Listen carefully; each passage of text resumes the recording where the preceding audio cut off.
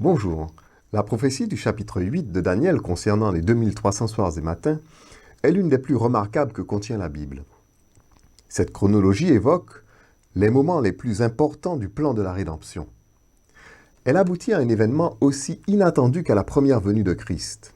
En effet, comme nous pouvons le lire au chapitre 53 du livre du prophète Ésaïe, le Sauveur n'a pas été reconnu pour le Messie par la nation juive à cause de son apparence qui n'avait rien pour plaire. Il en est de même pour le rétablissement et la justification du sanctuaire de Dieu qui prend place à la fin des 2300 soirs et matins et qui, comme nous le verrons au terme de cette étude, dévoile que la véritable Église de Christ, la Nouvelle Jérusalem, l'épouse de l'agneau, est issue du peuple noir mis en esclavage durant l'ère chrétienne.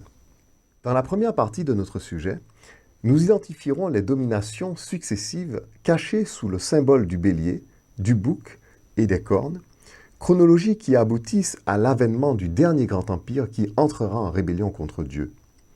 Nous poursuivrons avec la mystérieuse question du saint portant sur les agissements de la petite corne, à savoir l'élévation du perpétuel et sa guerre contre le chef des chefs, la destruction du sanctuaire et la vérité jetée par terre.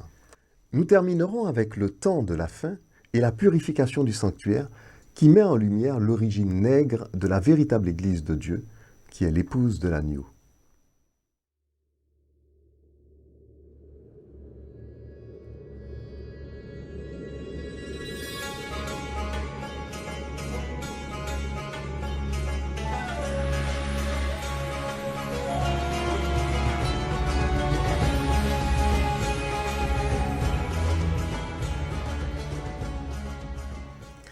La domination babylonienne, où le peuple hébreu était en exil, touchait à sa fin sous le règne de Belshazzar. Belshazzar régna de 550 à 539 avant Jésus-Christ. C'est donc vers 547 avant Jésus-Christ que Daniel reçut cette vision. La troisième année du règne du roi Belshazzar, moi, Daniel, j'eus une vision, outre celle que j'avais eue précédemment. Lorsque j'eus cette vision, il me sembla que j'étais à Suse, la capitale, dans la province d'Élam, et pendant ma vision, je me trouvais près du fleuve du Laï. Dans ce même chapitre, au verset 20, l'ange Gabriel donne au prophète l'explication de ce symbole. Le bélier que tu as vu, et qui avait des cornes, ce sont les rois des Mèdes et des Perses. Le royaume médo-perse venu de l'Est conquit le royaume babylonien à l'Ouest, le royaume macédonien au Nord, et l'Égypte au sud. Les Médo-Perses régnèrent de 539 à 331 avant Jésus-Christ. Nous devons retenir que ce royaume fut le plus clément de tous ceux qui dominèrent la Palestine. Ces rois ordonnèrent la reconstruction de Jérusalem et donnèrent même des matériaux dans ce but. Comme je regardais attentivement, voici un bouc venait de l'Occident et parcourait toute la terre à sa surface sans la toucher. Ce bouc avait une grande corne entre les yeux. Il arriva jusqu'au bélier qui avait des cornes et que j'avais vu se tenant devant le fleuve, et il courut sur lui dans toute sa fureur. Je le vis qui s'approchait du bélier et s'irritait contre lui. Il frappa le bélier et lui brisa les deux cornes, sans que le bélier eût la force de lui résister. Et il le jeta par terre et le foula, et il n'y eut personne pour délivrer le bélier. L'ange Gabriel nous éclaire aussi sur ce symbole. Au verset 21 de Daniel 8, il nous dit « Le bouc, c'est le roi de Javan. La grande corne entre ses yeux, c'est le premier roi. » Daniel chapitre 8, verset 21. Javan est le nom antique de la Grèce. Le premier roi dont il est question, c'est Alexandre le Grand. Ce dernier s'empara de Suse, la capitale médo-perse, en 331 avant Jésus-Christ. Ce bouc semble voler à la surface de la terre pour signifier la rapidité des conquêtes d'Alexandre le Grand. Il étendit son royaume jusqu'aux frontières de l'Inde. Ce dernier mourut à Babylone en 323 avant Jésus-Christ. Le bouc devint très puissant, mais lorsqu'il fut puissant, sa grande corne se brisa. 4 grandes cornes s'élevèrent pour la remplacer aux 4 vents des cieux. Pour expliquer ce nouveau symbole, l'ange Gabriel nous dit au verset 21 et 22 « Les 4 cornes qui se sont élevées pour remplacer la corne brisée ce sont 4 royaumes qui s'élèveront de cette nation. Daniel vit ainsi 4 royaumes se former en lieu et place du royaume d'Alexandre le Grand aux 4 vents des cieux, c'est-à-dire aux 4 points cardinaux. Le royaume de Macédoine au nord, le royaume de Ptolémée au sud, le royaume des Séleucides à l'est, le royaume de Pergame à l'ouest. Ces royaumes dominèrent de 323 à 168 avant Jésus-Christ. De l'une d'elles sortit une petite corne qui s'agrandit beaucoup vers le midi, vers l'Orient et vers le plus beau des pays. La traduction rendue par de l'une d'elles au début de cette citation est inadéquate, car elle suggère la naissance d'une nouvelle hégémonie grecque à partir de l'une des 4 existantes déjà, et qui serait, d'après la description de la petite corne, une superpuissance plus terrible que les 4 grandes cornes. Or, l'histoire du monde grec ne mentionne aucune superpuissance qui ait pris naissance de l'un des 4 royaumes qui succédèrent à Alexandre le Grand et qui aurait dominé entièrement les autres puissances grecques. La traduction correcte de l'expression Aachat Mehem, rendue par de l'une d'elles, suggère plutôt que la petite corne sort des vents des cieux et non des 4 grandes cornes. On devrait traduire de l'une d'eux plutôt que de l'une d'elles, vent étant féminin en hébreu et cieux masculin. En prenant un synonyme féminin du mot vent en français, comme le mot brise par exemple, l'expression donnerait de l'une des brises des cieux. La petite corne sort donc de l'un des vents des cieux, c'est-à-dire de l'un des 4 points cardinaux. Le fait que la petite corne sorte de l'un des 4 vents, d'où sont sorties les puissances grecques, indique que cette dernière est une puissance contemporaine des 4 grandes cornes grecques. La puissance qui renversa les 4 royaumes grecs et leur succéda historiquement est l'Empire romain. C'est de l'Ouest que Daniel voit apparaître et grandir une hégémonie ravageuse qu'il nous décrit comme une petite corne qui s'agrandit beaucoup. Après la guerre menée contre les Samnites, qui s'achève par la victoire des Romains en 290 avant Jésus-Christ, la petite République de Rome unifie l'Italie centrale. Dès lors, conformément à la prophétie de Daniel 8, Rome s'attaque aux puissances du sud. D'abord les puissances grecques établies à Tarente au sud de l'Italie, puis les Carthaginois en Afrique. Elle poursuit son extension en direction des puissances grecques en Orient et prend Jérusalem dans le plus beau des pays en 63 avant Jésus-Christ, accomplissant ainsi la prophétie. Nous avons identifié la petite corne comme étant l'Empire romain. Cette petite corne est l'objet central de la prophétie du chapitre 8 de Daniel. Si nous mettons en parallèle les chaînes prophétiques des chapitres 2, 7 et 8 de Daniel, nous verrons que l'Empire romain est la dernière domination mondiale qui s'élèvera contre Dieu et contre son peuple. En effet, la dernière puissance de ces 3 chaînes prophétiques est décrite comme une domination ravageuse qui, à terme, sera confrontée à l'avènement du royaume de Dieu. C'est là une figure de l'hégémonie occidentale qui naît avec la Rome antique et qui se poursuit de nos jours avec une Europe se réclamant de la culture romaine et portant les caractéristiques de l'impérialisme romain. Dans les chapitres 2 et 7 de Daniel, l'Empire romain est symbolisé successivement par les jambes de fer de la statue, ayant les pieds et leurs orteils, leurs 10 orteils en partie de fer et d'argile, et par la bête indescriptible portant les 10 cornes. Les 10 orteils et les 10 cornes symbolisent les tribus barbares qui mirent fin à l'Empire romain et qui, tout en conservant la culture et les institutions romaines, donnèrent naissance à l'Europe contemporaine. La présence du fer dans l'argile des pieds représente le prolongement de Rome jusqu'à notre époque contemporaine. L'Occident chrétien qui domine le monde aujourd'hui est donc l'héritier de l'impérialisme romain. C'est cet impérialisme moderne qui s'élèvera contre Dieu dans cette fin des temps. Voici la description des 3 derniers symboles de cette chaîne prophétique représentant l'impérialisme occidental né depuis Rome. Nous constaterons 2 similitudes. Le caractère ravageur de ces puissances et le fait qu'elles seront confrontées au retour en gloire de Christ et au jugement de Dieu. Dans le temps de ces rois, Le Dieu des cieux suscitera un royaume qui ne sera jamais détruit et qui ne passera point sous la domination de notre peuple. Il brisera et anéantira tous ces royaumes-là, et lui-même subsistera éternellement. C'est ce qu'indique la pierre que tu as vue se détacher de la montagne sans le secours d'aucune main et qui a brisé le fer, l'airain, l'argile, l'argent et l'or. Le grand Dieu a fait connaître au roi ce qui doit arriver après cela. Le songe est véritable et son explication est certaine.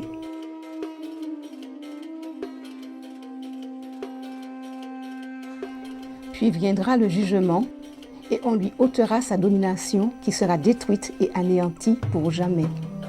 Le règne, la domination et la grandeur de tous les royaumes qui sont sous les cieux seront donnés au peuple des saints du Très-Haut. Son règne est un règne éternel et tous les dominateurs le serviront et lui obéiront.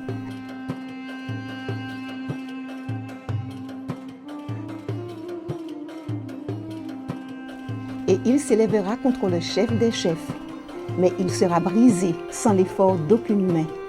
Et la vision des soirs et des matins dont il s'agit est véritable. Pour toi, tiens secrète cette vision, car elle se rapporte à des temps éloignés.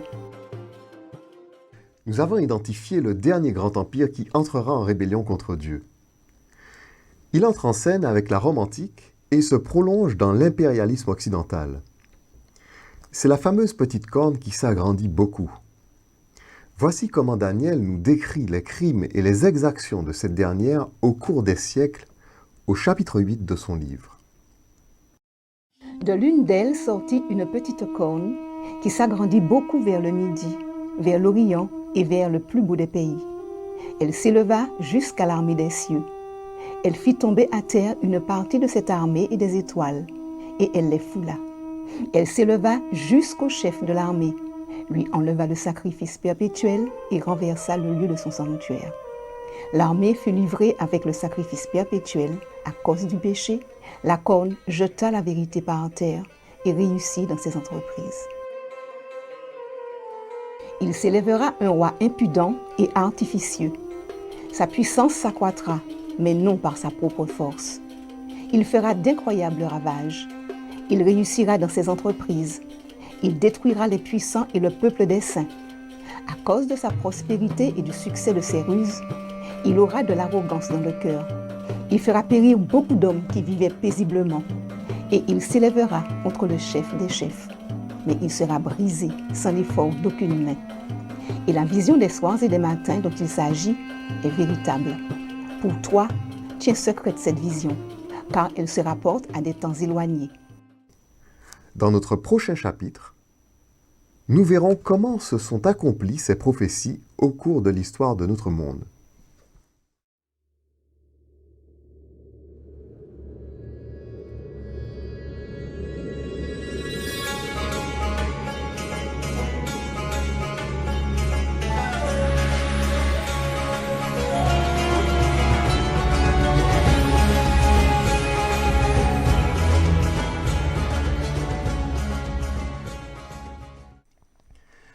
Nous avons identifié la petite corne, principal acteur du chapitre 8 de Daniel, et nous avons pris connaissance de ses actes dévastateurs et de son action contre Dieu et contre son peuple.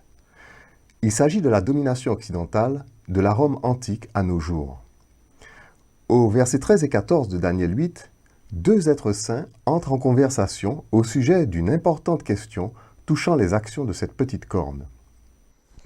J'entendis parler un saint, et un autre saint dit à celui qui parlait: pendant combien de temps s'accomplira la vision sur le sacrifice perpétuel et sur le péché dévastateur? Jusqu'à quand le sanctuaire et l'armée seront-ils foulés? Et il me dit: 2300 soirs et matins, puis le sanctuaire sera purifié. Nous allons nous intéresser maintenant à la compréhension et à la portée des actions de la petite corne mises en exergue par la question du saint.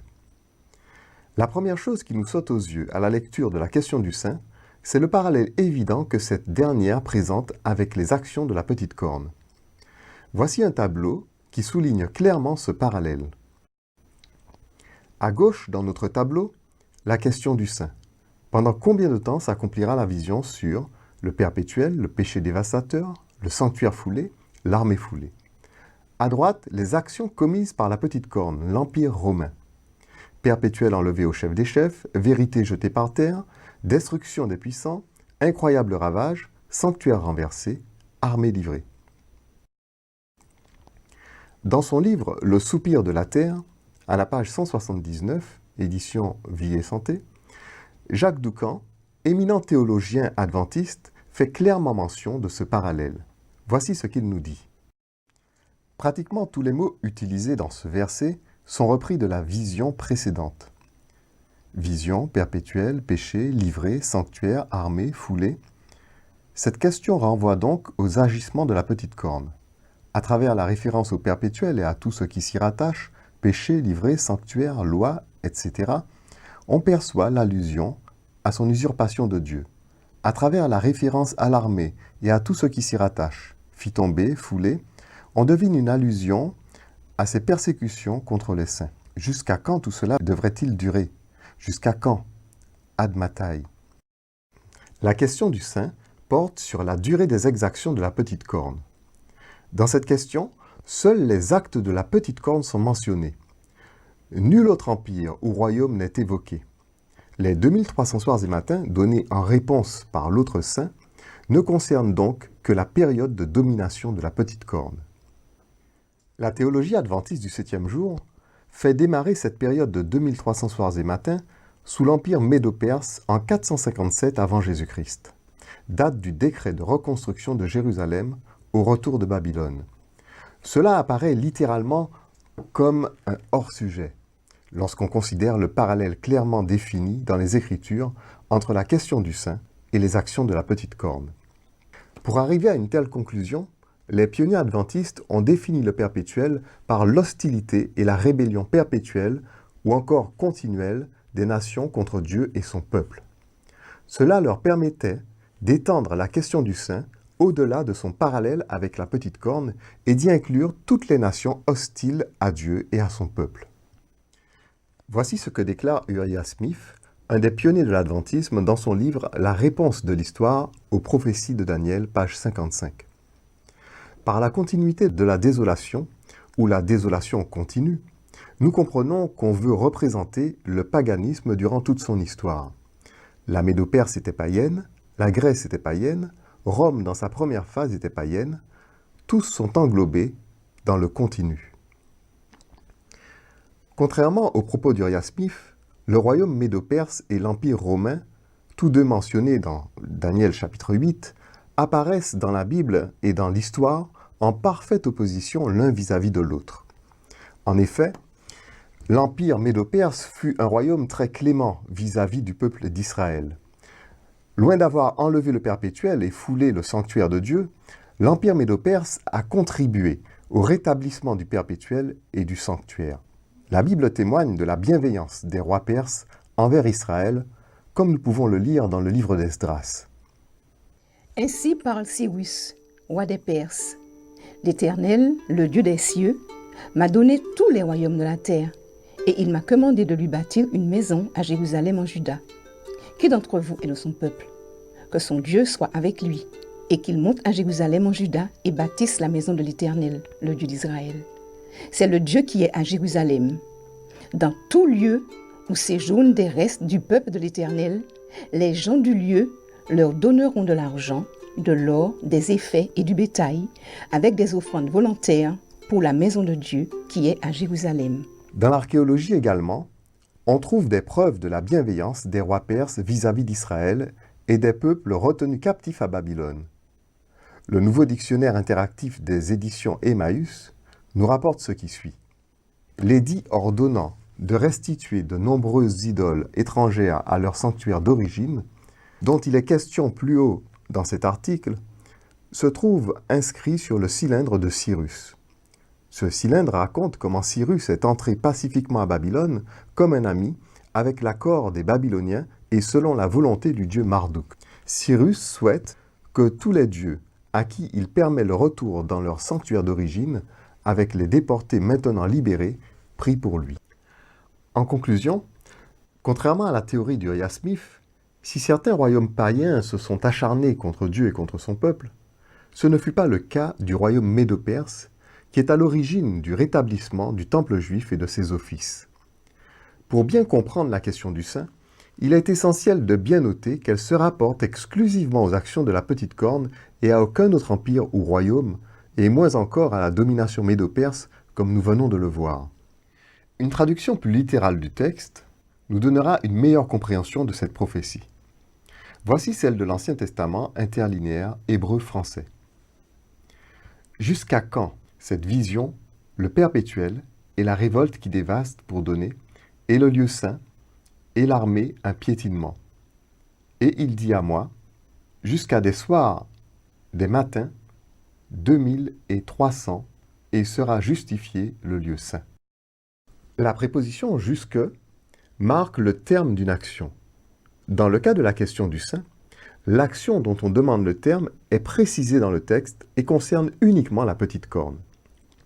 Cela implique que la période de 2300 soirs et matins, donnée en réponse à la question du saint, a son point de départ au début des actions de la petite corne mentionnées dans ce texte. Intéressons-nous donc au point de départ de cette chronologie prophétique.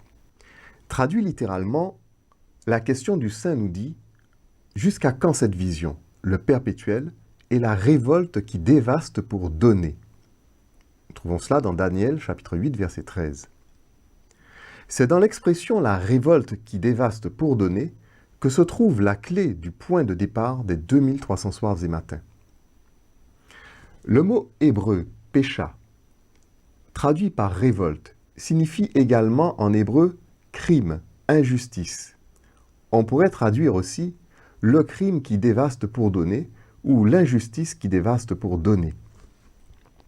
Le mot hébreu téti, traduit par pour donner, nétan, à l'infinitif construit, a aussi le sens de mettre, instituer, établir, comme instituer ou établir quelqu'un roi.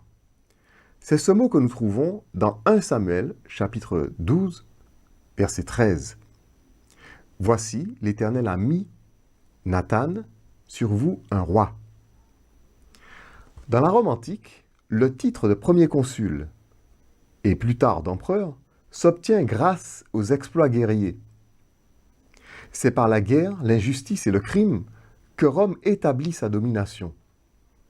L'empereur romain est un véritable chef de guerre.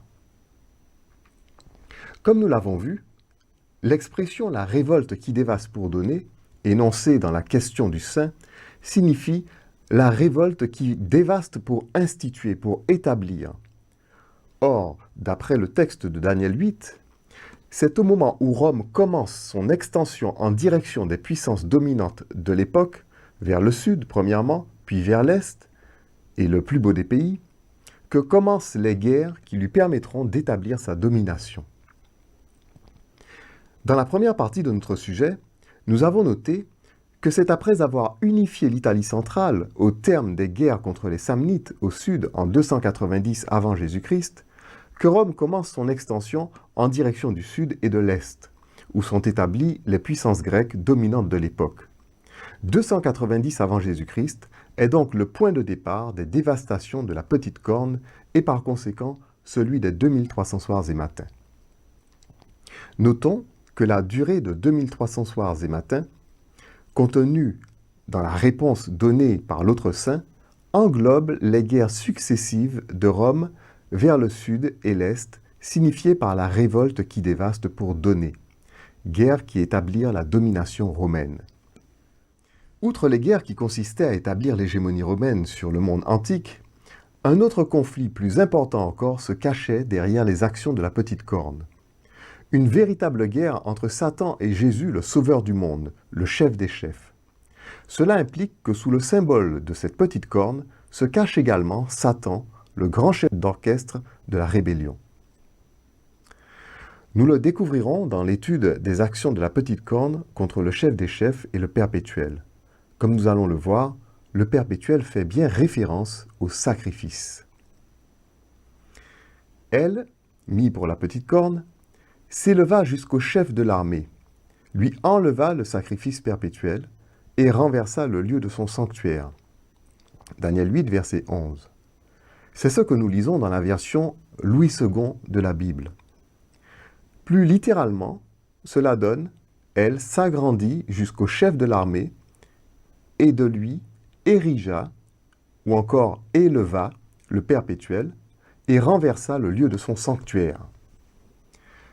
Il faut voir que le mot généralement traduit par « fut enlevé » forme ophale ou rame au sujet du sacrifice perpétuel est en réalité, dans le texte hébreu, à la forme iphil, érim, et signifie littéralement lever, soulever, ériger, élever. Voici deux extraits de la traduction hébraïque. Dans celle de l'Ancien Testament interlinéaire hébreu-français, le mot érim, forme iphil, est souligné en rouge. C'est le mot qui apparaît dans le texte original.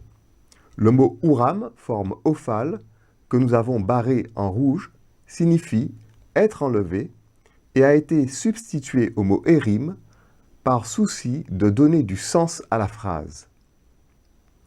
Mais, comme nous le verrons, cela n'a fait qu'éloigner le chercheur du véritable sens de la phrase. Dans notre deuxième extrait, tiré de l'Hebrew Old Testament Trinitarian Bible Society, seul le mot érim, forme iphil, figure dans le texte. Il signifie ériger, soulever, élever. En somme, la véritable traduction de ce verset est « Elle s'agrandit jusqu'au chef de l'armée et de lui érigea ou éleva le perpétuel ». Il ne s'agit donc pas de l'enlèvement du perpétuel, mais de son érection, de son élévation. Cela nous rappelle une parole de Jésus dans Jean chapitre 12, verset 32. « Quand j'aurai été élevé de la terre, j'attirerai tous les hommes à moi. » C'est en effet l'Empire romain qui érigea à la croix l'autel sur lequel le Christ fut immolé pour l'expiation de nos péchés.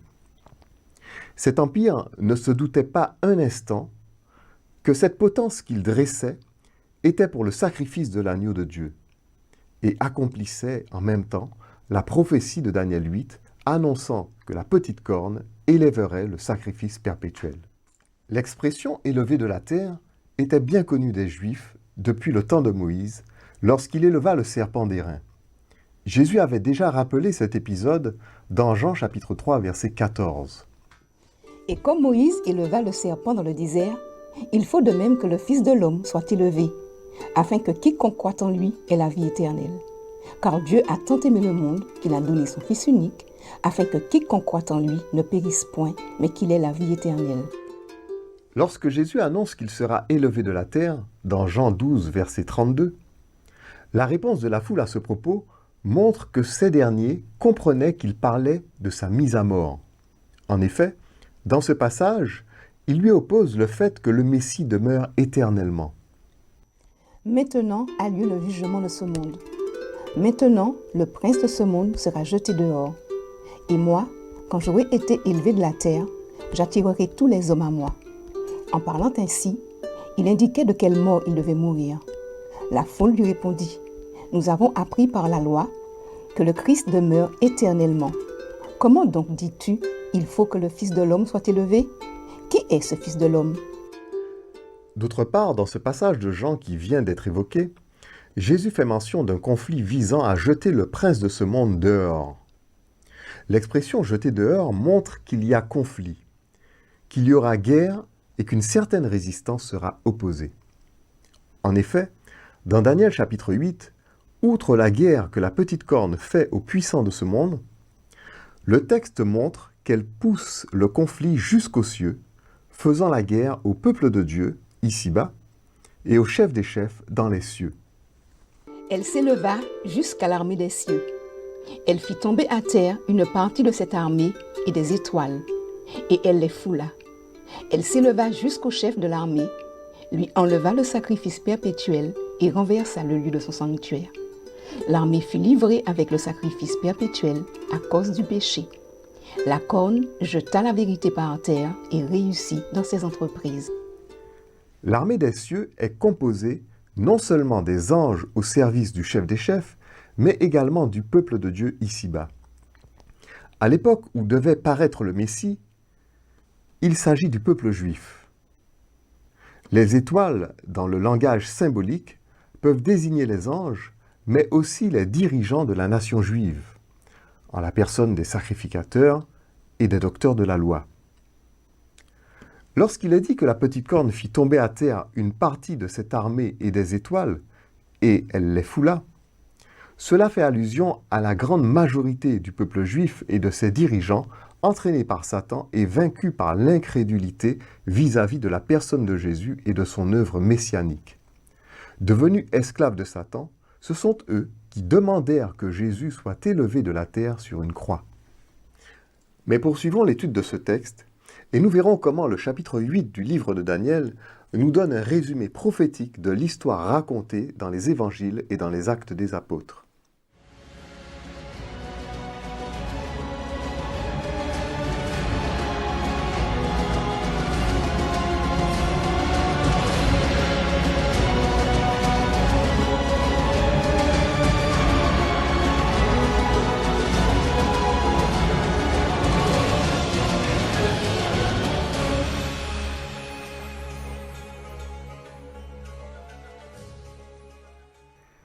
Daniel poursuit en disant « L'armée fut livrée avec le sacrifice perpétuel.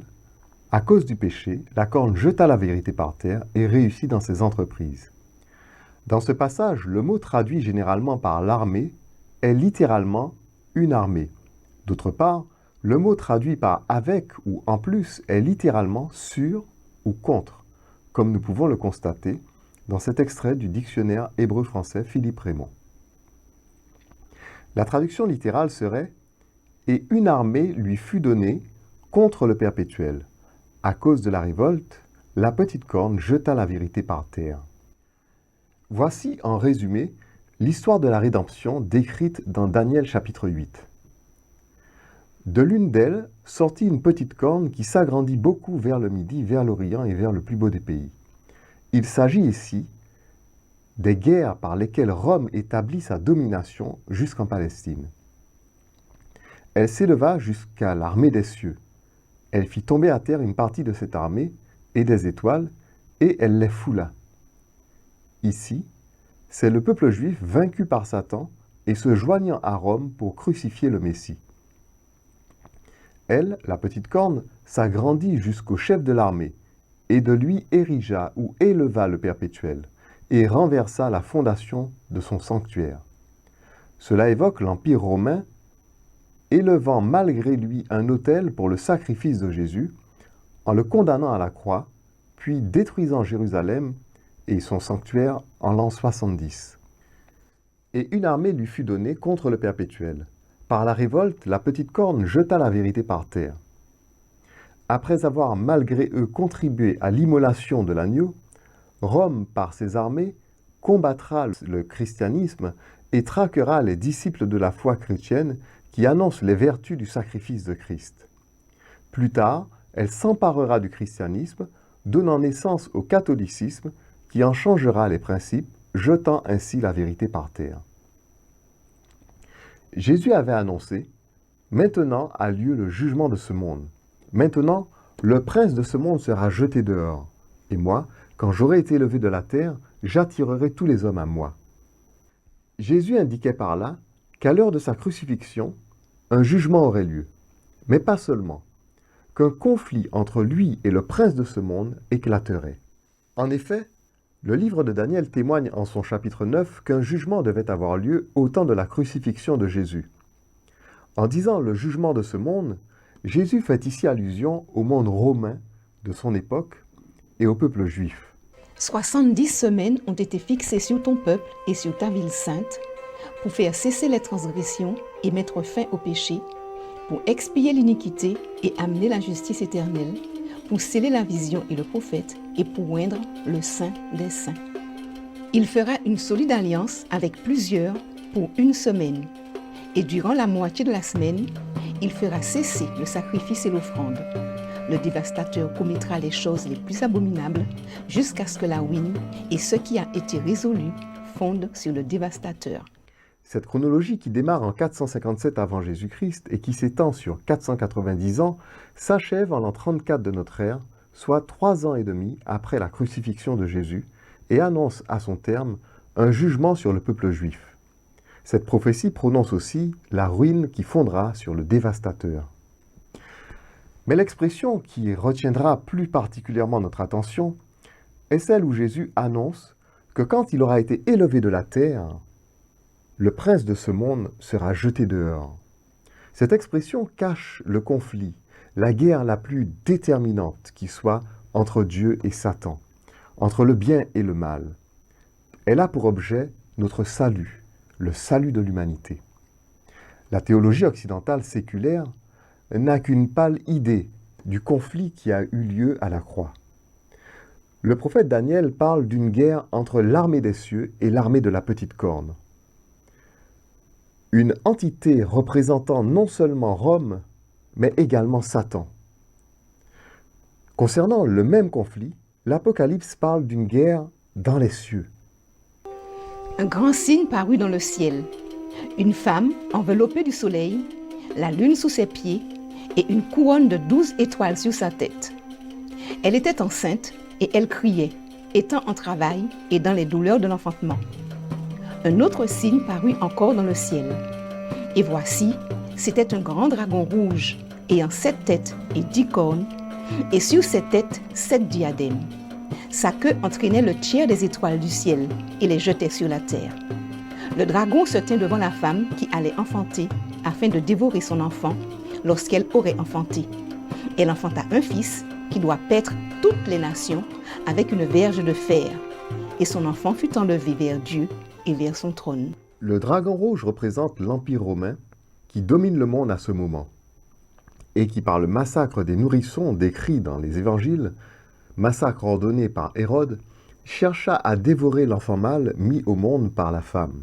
Il représente aussi Satan, faisant tomber les dirigeants de la nation juive, docteurs et sacrificateurs, représentés par les étoiles du ciel, entraînés par la queue du dragon. Ces derniers s'associeront au dragon pour crucifier le Messie et faire la guerre à son Église. On a souvent vu dans cette image du dragon rouge entraînant le tiers des étoiles du ciel, une image de la chute antique de Lucifer lorsqu'il fut chassé de son poste de chérubin protecteur. Mais il s'agit ici d'une symbolique montrant comment Satan a fait chuter une partie de l'armée des cieux et des étoiles représentant Israël, comme l'avait annoncé le chapitre 8 de Daniel. Dans cette symbolique, la queue du dragon représente les fausses prophéties et les mensonges par lesquels le dragon séduisit les dirigeants de la nation juive pour les amener à rejeter et crucifier le Messie. Le prophète Ésaïe nous donne la clé de ce mystère. Aussi, l'Éternel arrachera d'Israël la tête et la queue, la branche de palmier et le roseau, en un seul jour. L'ancien et le magistrat, c'est la tête, et le prophète qui enseigne le mensonge, c'est la queue. Ceux qui conduisent ce peuple l'égarent, et ceux qui se laissent conduire se perdent. C'est la raison pour laquelle Jésus disait aux Juifs, « Vous avez pour père le diable et vous voulez accomplir les désirs de votre père. Il a été meurtrier dès le commencement, et il ne se tient pas dans la vérité, parce qu'il n'y a pas en lui de vérité. Lorsqu'il profère le mensonge, il parle de son propre fond, car il est menteur et le père du mensonge. » Au début du chapitre 12 de l'Apocalypse, le dragon nous est présenté tout au début de son offensive contre la femme. Sa queue entraînant le tiers des étoiles du ciel n'est pas une image de sa chute et de celle de ses anges, mais bien une présentation de son camp englobant les 7 têtes, les 10 cornes, qui sont les rois des nations, et la nation juive apostate. Il y eut guerre dans le ciel. Michel et ses anges combattirent contre le dragon. Et les dragons et ses anges combattirent, mais ils ne furent pas les plus forts, et leur place ne fut pas trouvée dans le ciel. Et il fut précipité, le dragon, le serpent ancien, appelé le diable et Satan, celui qui séduit toute la terre. Il fut précipité sur la terre, et ses anges furent précipités avec lui. Ce passage, souvent reporté par les théologiens à la chute de Lucifer en Éden, avant la création de notre monde, évoque en réalité le conflit terrible qui eut lieu autour de la crucifixion et de la résurrection de Jésus. Nous en trouvons la preuve en nous posant la question suivante. Quel était l'enjeu de cette guerre? Le chapitre 12 de l'Apocalypse nous l'indique très clairement. Et j'entendis dans le ciel une voix forte qui disait « Maintenant, le salut est arrivé, et la puissance et le règne de notre Dieu et l'autorité de son Christ, car il a été précipité, l'accusateur de nos frères, celui qui les accusait devant notre Dieu jour et nuit.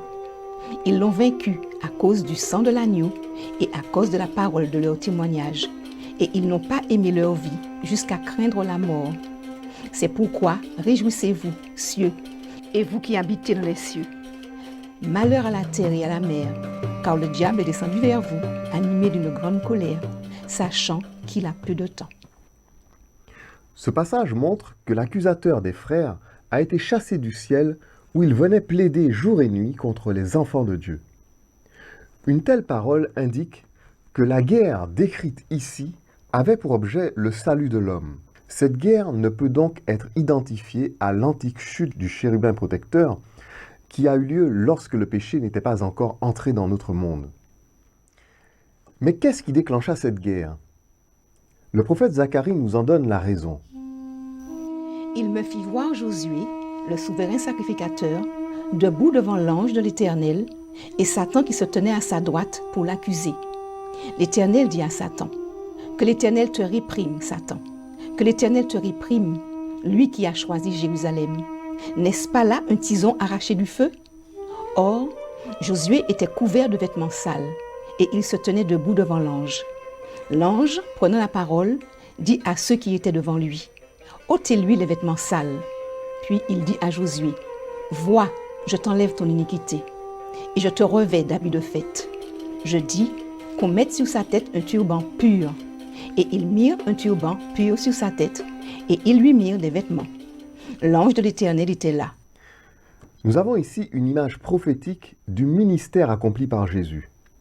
Après sa crucifixion et sa descente au séjour des morts, Jésus comparut devant le tribunal de Dieu couvert de vêtements sales à cause de nos péchés dont il s'était chargé. Satan se présenta aussi en vue non seulement d'accuser Jésus, qu'il pensait avoir vaincu, mais en vue de nous accuser, nous également, persuadés qu'il avait fait échouer le plan du salut de l'humanité. Mais Jésus ne pouvait être condamné à cause de sa vie juste. Et ceux qui avaient espéré en lui ne pouvaient non plus être condamnés à cause du châtiment que Jésus avait subi, non pour lui-même, car il était juste, mais pour les pécheurs repentants que nous sommes. Lorsque l'ennemi constata sa défaite, il manifesta son mécontentement et entra de nouveau en guerre contre Dieu. C'est à ce moment que l'accusateur des frères et ses anges furent précipités sur la terre, animés d'une grande colère. Dès lors, Jésus a inauguré pour nous un libre accès dans le sanctuaire de Dieu. Et Dieu a remis tout jugement à son Fils, qui juge avec miséricorde tous les pécheurs repentants. C'est ce que montre la déclaration faite à Josué dans Zacharie chapitre 3, et que commente aussi l'auteur de l'Épître aux Hébreux. L'ange de l'Éternel fit à Josué cette déclaration. « Ainsi parle l'Éternel des armées.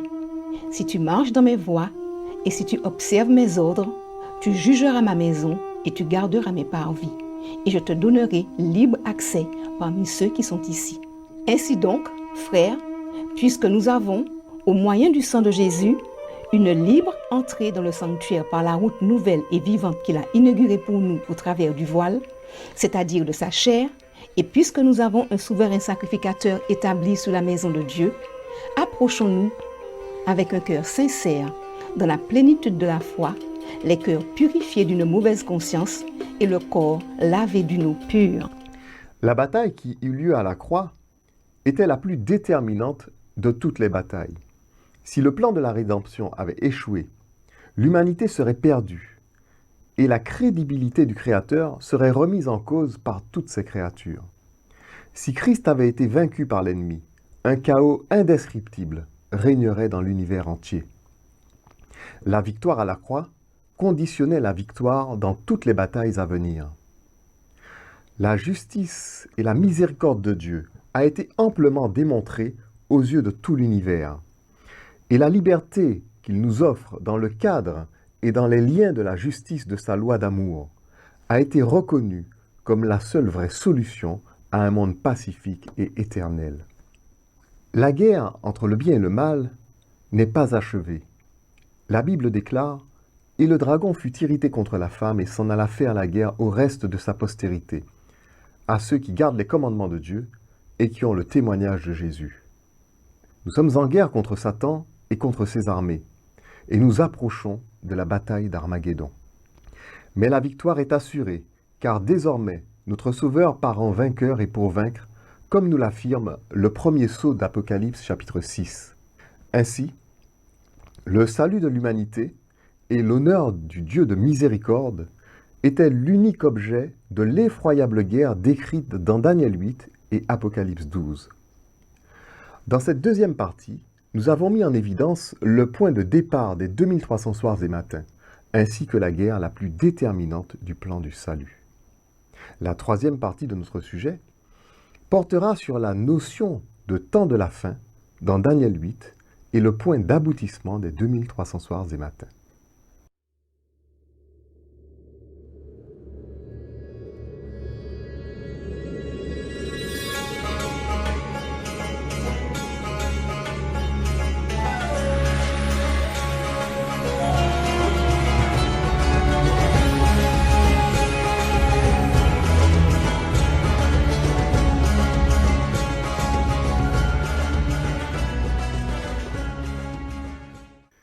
Nous trouvons dans le chapitre 8 de Daniel plusieurs expressions faisant allusion au temps de la fin.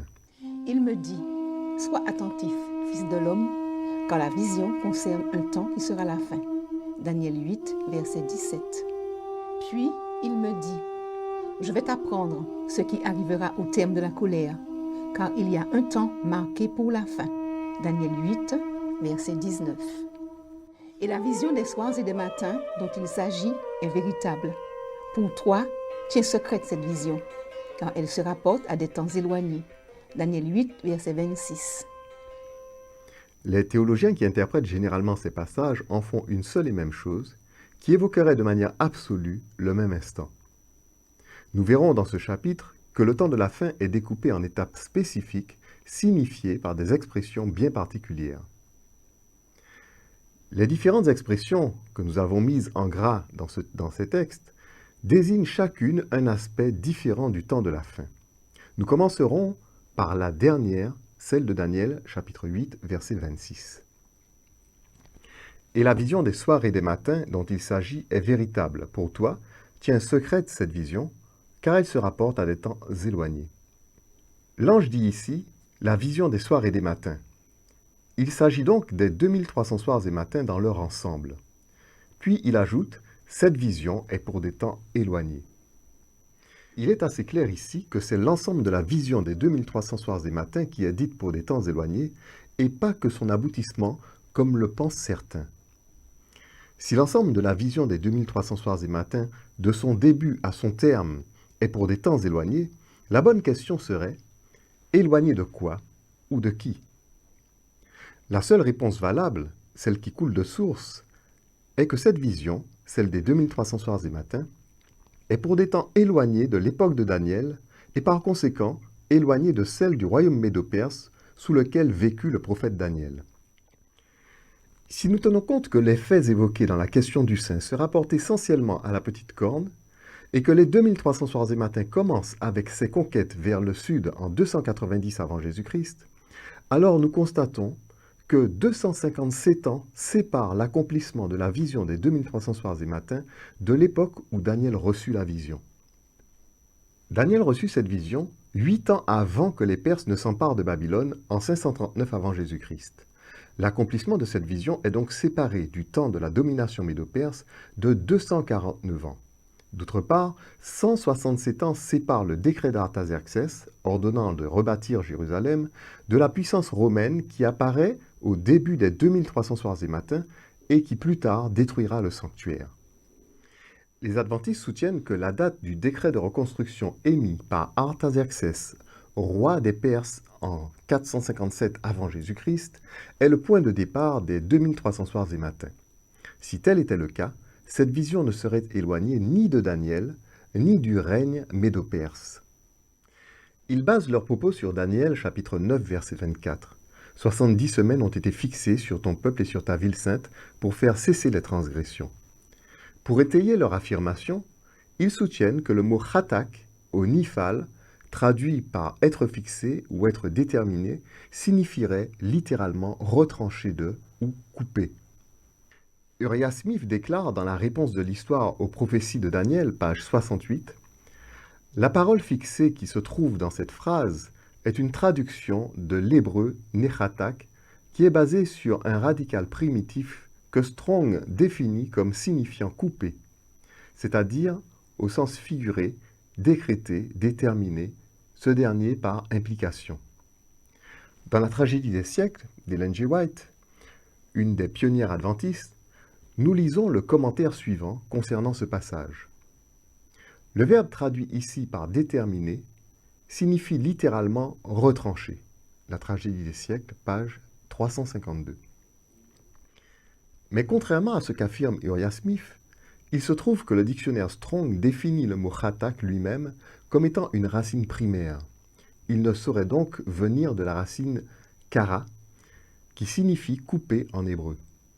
De plus, les dictionnaires en général ne comportent aucune définition disant que khatak signifierait retrancher ou couper à la forme nifal.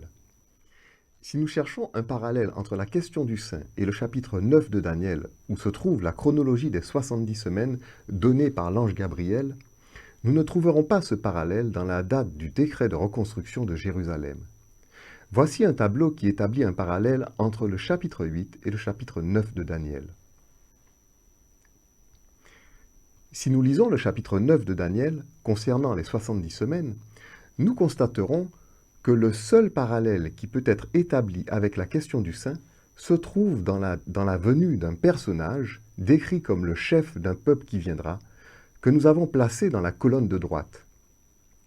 Notons que ce chef n'existe pas encore au moment du décret de reconstruction de Jérusalem en 457 avant Jésus-Christ, mais que d'après Daniel 9, il apparaît vers la fin des 70 semaines. Les actions de ce personnage montrent qu'il s'agit de l'Empire romain, la petite corne de Daniel 8. Les faits énoncés dans la question du saint se retrouvent dans les actes de ce chef d'un peuple qui viendra vers la fin des 70 semaines décrites au chapitre 9 de Daniel. Le verset 26 de Daniel chapitre 9 fait mention du Messie retranché et de la cessation du sacrifice. Nous y voyons aussi une allusion à la destruction du sanctuaire. Le verset 27, lui, nous parle de la guerre et des abominations commises par ce potentat. En conclusion, cette vision des 2300 soirs et matins, dite pour des temps éloignés, ne devait prendre place qu'à la venue de la petite corne, l'Empire romain. Elle ne concerne le royaume médo-perse en aucune manière. Nous allons parler maintenant de l'expression « un temps qui sera la fin ». Il me dit « Sois attentif, fils de l'homme, car la vision concerne un temps qui sera la fin ». Daniel 8, verset 17. Cette expression indique que la vision des 2300 soirs et matins concerne le temps de la fin. Cela signifie que le temps qui s'étale du début de cette vision, c'est-à-dire de l'avènement de la petite corne, jusqu'à la venue du royaume de Dieu, est appelé dans la Bible « temps de la fin ». Ce temps est marqué par l'arrivée du dernier grand empire en rébellion contre Dieu. On pourrait dire que ce temps est le grand temps de la fin, car après ce dernier grand empire, plus aucun ennemi ne se dressera contre Dieu qui régnera éternellement.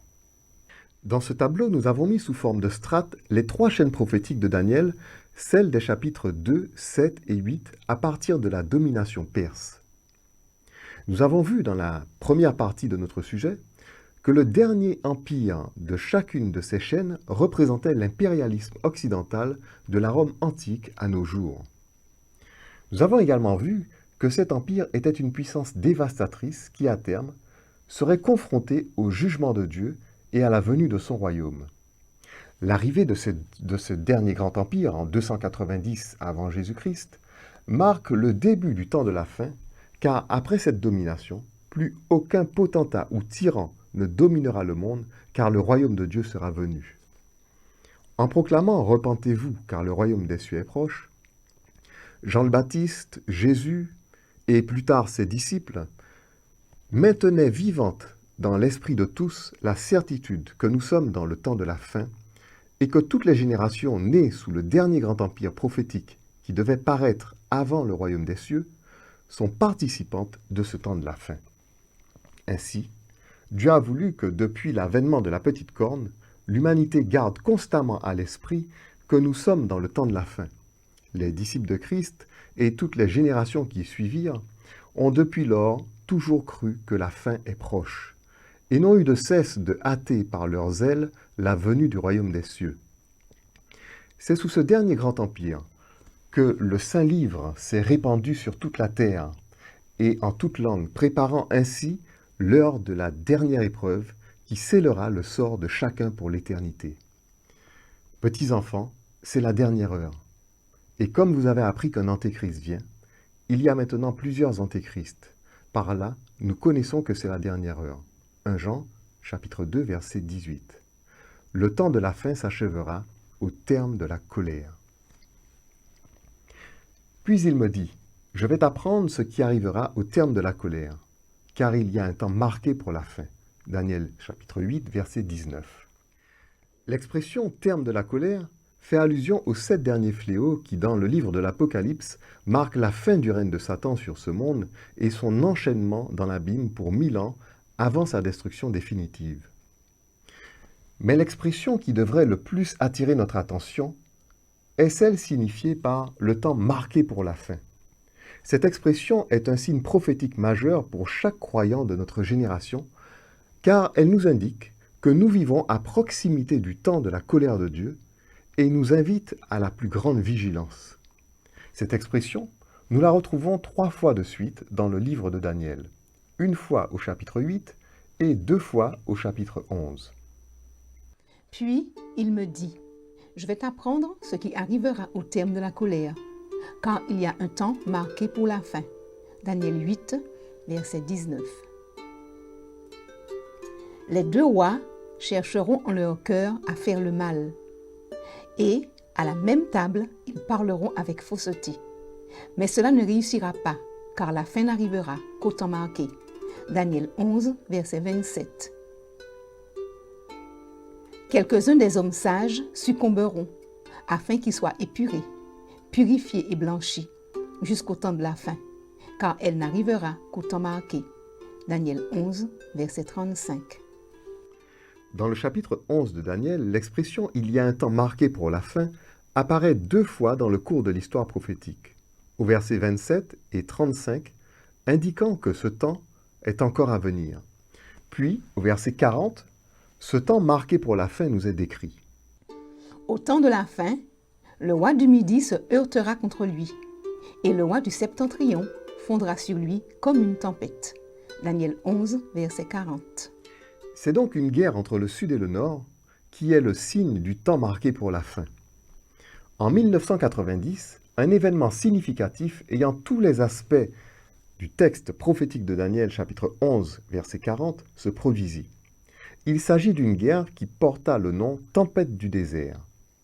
Cet événement, aussi connu sous le nom de guerre du Golfe, se déroula comme le décrit le chapitre 11 de Daniel. L'Irak, pays du Sud, attaqua le Koweït, pays riche en pétrole. Un tel acte portait préjudice aux intérêts économiques des pays du Nord, les États-Unis d'Amérique et l'Europe occidentale. Ces pays, sous l'égide du président américain George Bush, organisèrent une guerre du nom de Tempête du désert pour libérer le Koweït. La similitude avec Daniel 11, verset 40 est frappante à tout point de vue. Un roi du Sud se heurtant à un roi du Nord, une guerre appelée Tempête du désert, faisant écho aux paroles de Daniel, le roi du Nord fondra sur lui comme une tempête.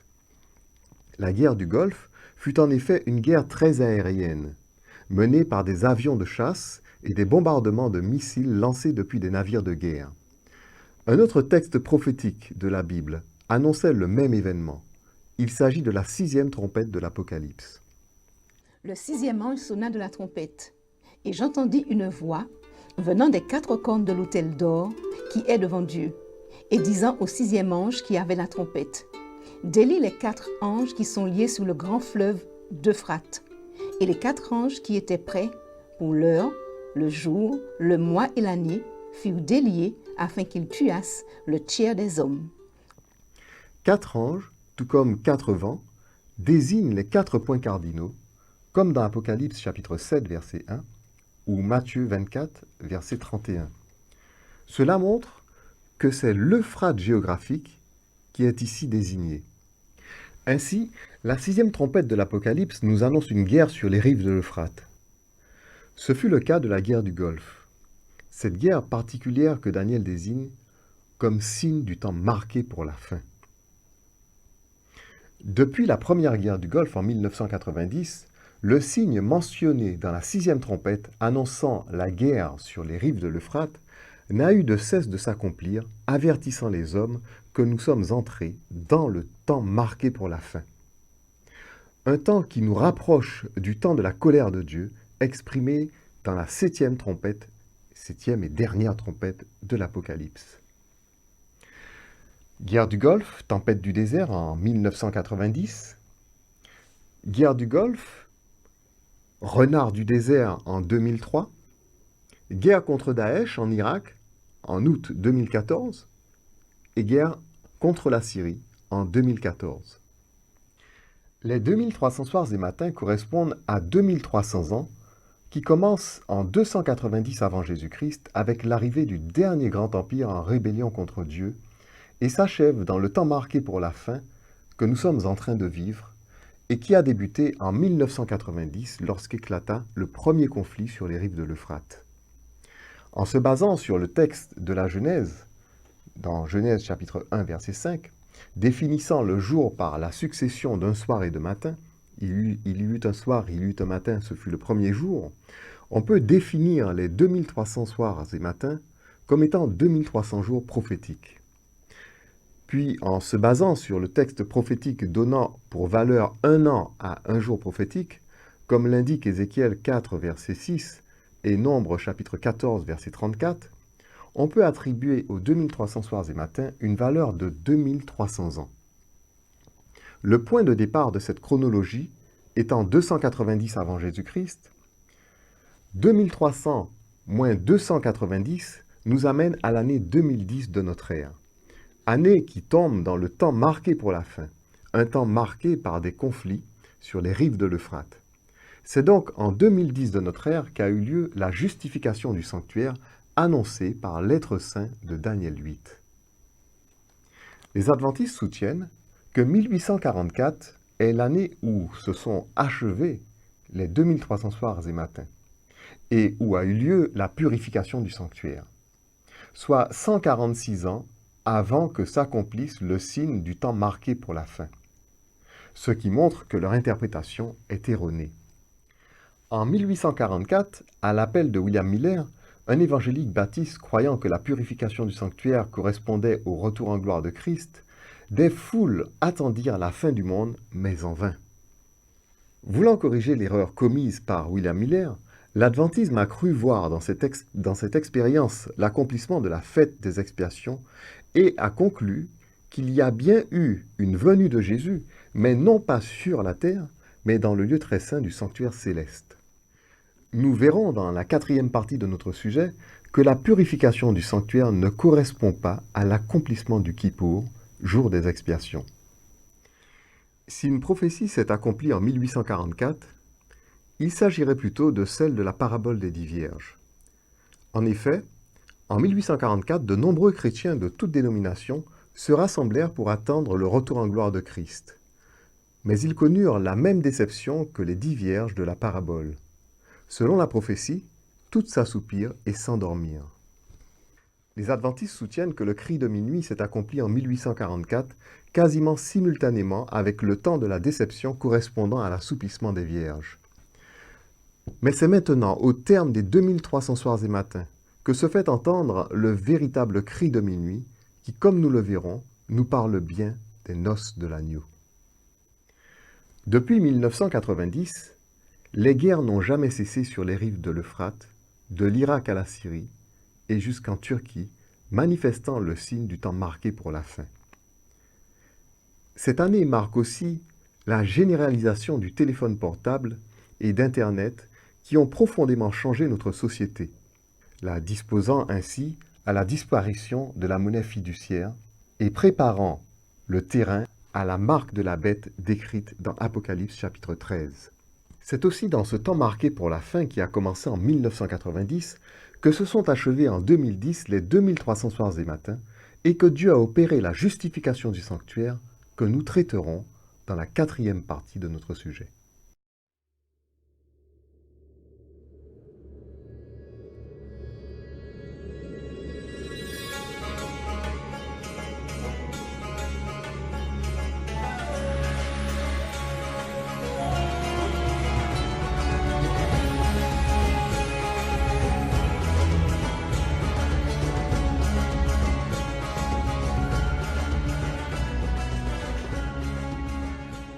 Nous avons ensemble, au cours de cette étude, identifié les protagonistes, mis en lumière les temps prophétiques et les événements qui les jalonnent. Nous voici arrivés à la 4e et dernière partie de notre sujet, dans laquelle nous prendrons connaissance de l'événement annoncé au terme des 2300 soirs et matins de Daniel chapitre 8, la purification du sanctuaire. Et il me dit, 2300 soirs et matins, puis le sanctuaire sera purifié. Le mot traduit ici par « sera purifié » est le mot nitsedak en hébreu qui signifie être réintégré dans son droit, être justifié.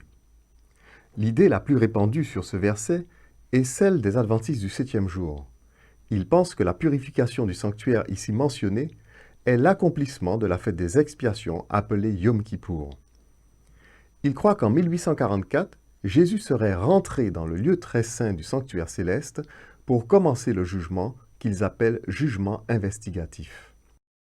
Nous avons montré dans cette étude que les 2300 soirs et matins ne se sont pas achevés en 1844, mais bien plus tard en 2010.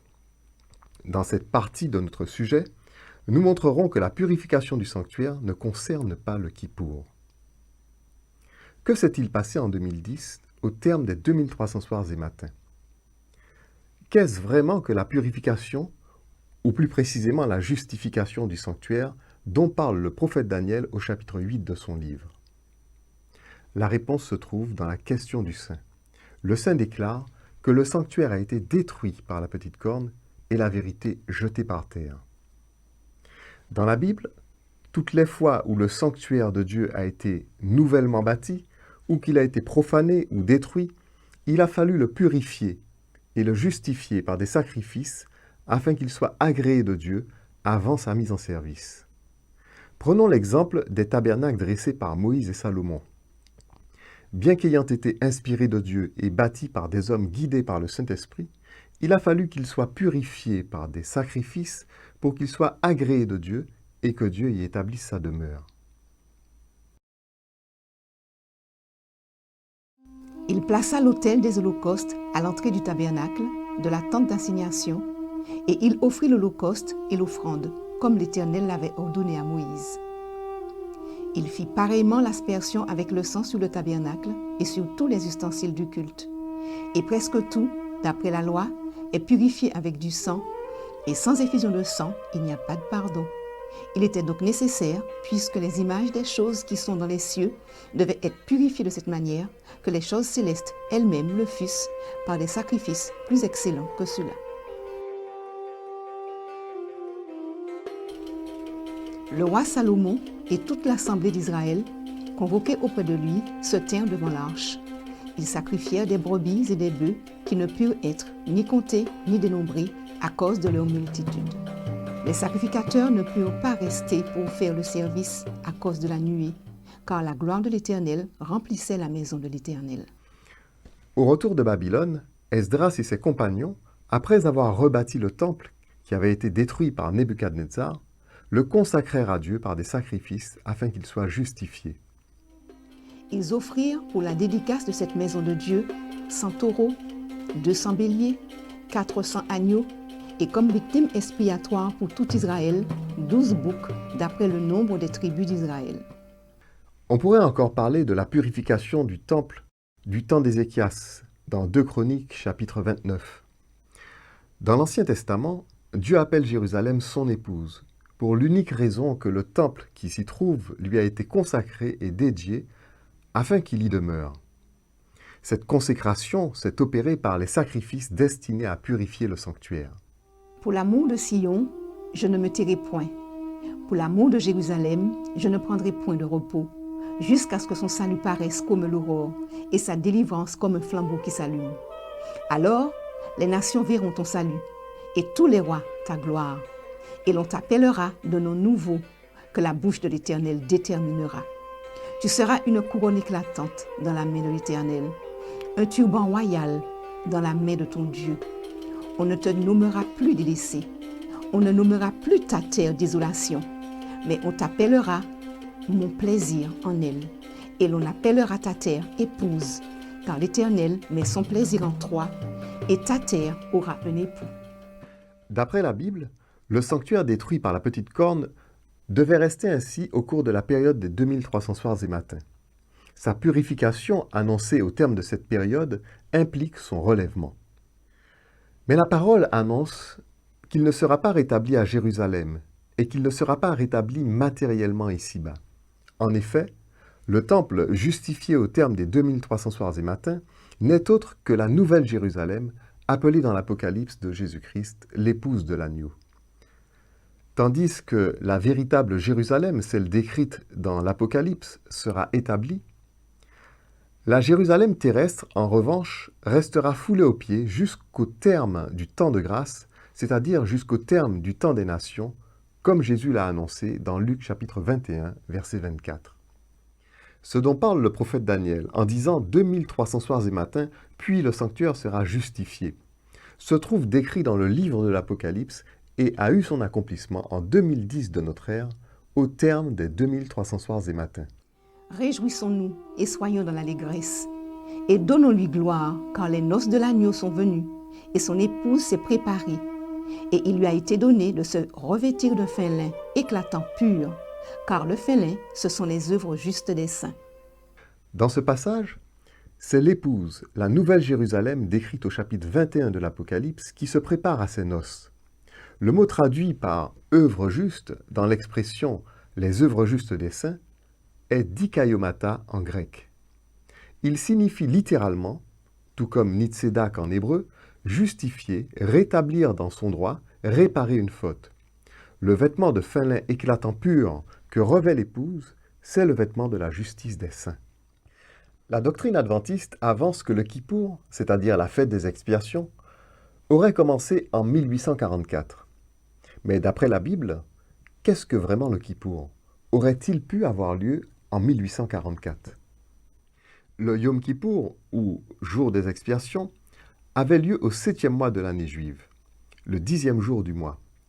Cette fête est la seule des fêtes annuelles où le voile séparant le lieu saint du lieu très saint était ouvert et où le souverain sacrificateur seul avait accès au lieu très saint. Le voile qui séparait le lieu saint du lieu très saint est désigné dans la Bible par le mot hébreu parochet. On désigne ce voile dans le langage courant par l'expression second voile. Celui du lieu saint est désigné par le mot massach, désignant une couverture, une draperie. L'Épître aux Hébreux déclare que Jésus est entré comme souverain sacrificateur dans le lieu très saint, après sa résurrection, en traversant le second voile, celui qui séparait le lieu saint du lieu très saint. Mais Christ est venu comme souverain sacrificateur des biens à venir. Il a traversé le tabernacle plus grand et plus parfait qui n'est pas construit de main d'homme, c'est-à-dire qui n'est pas de cette création. Et il est entré une fois pour toutes dans le lieu très saint, non avec le sang des boucs et des veaux, mais avec son propre sang, ayant obtenu une rédemption éternelle. Ce second voile représente sa propre chair qu'il a donnée en sacrifice pour notre salut.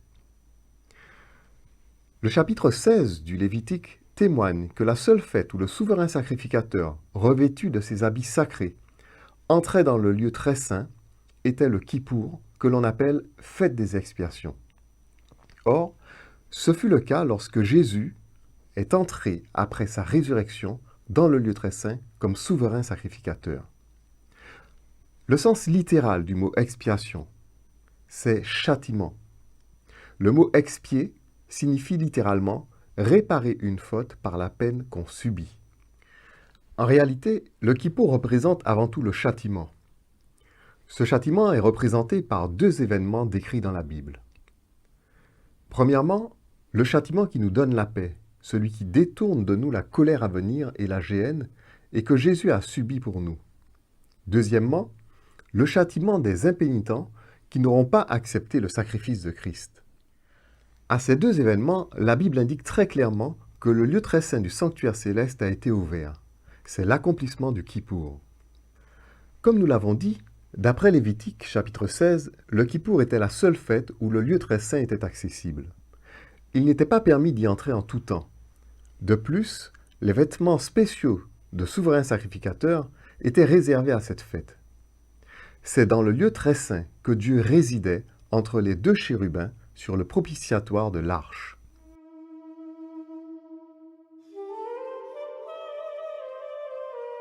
L'Éternel dit à Moïse, « Parle à ton frère Aaron, afin qu'il n'entre pas en tout temps dans le sanctuaire, au-dedans du voile, devant le propitiatoire qui est sur l'arche, de peur qu'il ne meure. Car j'apparaîtrai dans la nuée sous le propitiatoire. Voici de quelle manière Aaron entrera dans le sanctuaire. Il prendra un jeune taureau pour le sacrifice d'expiation et un bélier pour l'holocauste. Il se revêtira de la tunique sacrée de lin et portera sur son corps des caleçons de lin. Il se ceindra d'une ceinture de lin et il se couvrira la tête d'une tiare de lin. Ce sont les vêtements sacrés dont il se revêtira après avoir lavé son corps dans l'eau. » C'est dans ce lieu que Jésus est allé s'asseoir à la droite du Père dans les cieux. Or, une lecture du Nouveau Testament montre que le Kippour n'aura lieu qu'à deux reprises. Premièrement, à la mort et à la résurrection de Jésus. Tout prouve qu'il y a eu Kippour à ce moment. Jésus est décrit dans l'Épître aux Hébreux comme étant le voile du lieu très saint qui s'est déchiré dans le temple lorsqu'il a expiré. D'autre part, cet épître nous le décrit en tant que souverain sacrificateur selon l'ordre de Melchisédek, étant entré une fois pour toutes dans le lieu très saint. La liaison est soulignée ici entre les mots souverain sacrificateur et le lieu très saint, car le seul moment où celui-ci revêtait ses habits sacrés était le Kippour, seule fête où l'accès au lieu très saint était ouvert. Les adventistes pensent que cette description de l'Épître aux Hébreux a eu lieu en 1844. Mais l'auteur de cette épître invite les chrétiens de son époque à s'approcher de leur souverain sacrificateur par la route qu'il a inaugurée au travers du voile de sa chair crucifiée pour ouvrir l'accès au lieu très saint et à la grâce. Ainsi donc, frères, puisque nous avons, au moyen du sang de Jésus, une libre entrée dans le sanctuaire par la route nouvelle et vivante qu'il a inaugurée pour nous au travers du voile, c'est-à-dire de sa chair, et puisque nous avons un souverain sacrificateur établi sous la maison de Dieu, approchons-nous avec un cœur sincère, dans la plénitude de la foi, les cœurs purifiés d'une mauvaise conscience et le corps lavé d'une eau pure. D'autre part, pour les adventistes, depuis 1844, Dieu examine en jugement la vie de chaque croyant afin de statuer sur son cas. Voici une citation du livre La tragédie des siècles d'Ellen G. White, page 528. L'instruction du jugement et l'effacement des péchés ont commencé exactement au temps fixé, à la fin des 2300 jours, en 1844. Tous ceux qui se sont réclamés une fois du nom de chrétiens doivent subir cet examen minutieux. Les vivants et les morts sont alors jugés selon leurs œuvres, d'après ce qui est écrit dans ces livres. Une telle affirmation ne cadre pas avec la Bible qui déclare que ceux qui appartiennent à Christ ne viennent pas en jugement. En vérité, je vous le dis, celui qui écoute ma parole et qui croit à celui qui m'a envoyé a la vie éternelle et ne vient point en jugement, mais il est passé de la mort à la vie. Toute la période du temps de grâce est en réalité un jugement. Un temps de jugement de faveur miséricordieux est accordé au monde. Les vrais repentants anticipent le jugement de la colère en se faisant baptiser et en confessant leurs péchés durant le temps de grâce. Ce n'est pas eux qui comparaissent devant le tribunal de Dieu, mais leur avocat et divin porteur de péché traduit en justice à leur place. Ils ne viennent donc point en jugement, étant justifiés par son sacrifice. D'après le message adventiste, voilà 175 ans que Dieu examine la vie des croyants dans un jugement investigatif, comme si le Créateur ignorait qui est descendu dans la tombe couvert de sa grâce. Or, Jésus a affirmé que ceux qui sont couverts de sa grâce ne viennent point en jugement. Le deuxième événement représentant le Kippour dans la Bible se trouve dans l'Apocalypse. L'Apocalypse signale à 2 reprises l'ouverture du lieu très saint et l'apparition de l'Arche de l'Alliance. Les nations se sont irritées, et ta colère est venue, et le temps est venu de juger les morts, de récompenser tes serviteurs, les prophètes, les saints et ceux qui craignent ton nom, les petits et les grands, et de détruire ceux qui détruisent la terre. Et le temple de Dieu dans le ciel fut ouvert, et l'arche de son alliance apparut dans son temple. Il y eut des éclairs, des voix, des tonnerres, un tremblement de terre et une forte grêle. Qui ne craindrait, Seigneur, et ne glorifierait ton nom?